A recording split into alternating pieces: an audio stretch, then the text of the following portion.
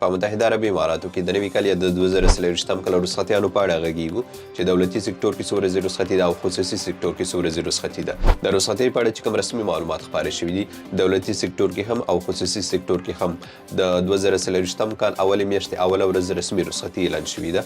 د دې نه مخکې خو تاسو پوهیږئ چې یکشنبه راځي، هفتې ورځ راځي، جمعې ورځ راځي، هغه خو هسې رخصتیانې وي، خو رسمي رخصتي د 2023 کال د اولې میاشتې اوله ورځ اعلان شوې ده.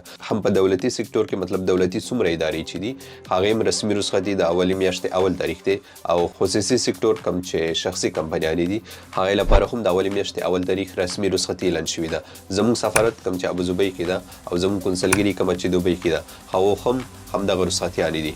د جمعې ورځې 12 بجو څخه پیل کیږي تر دوشنبې ورځې پورې، مطلب د جمعې نیمه ورځ څخه واخله، هفتې ورځ، دوهم ورځ او د دریم ورځ، شنبه، یکشنبه، دوشنبه د ټولې رخصتیانې دي.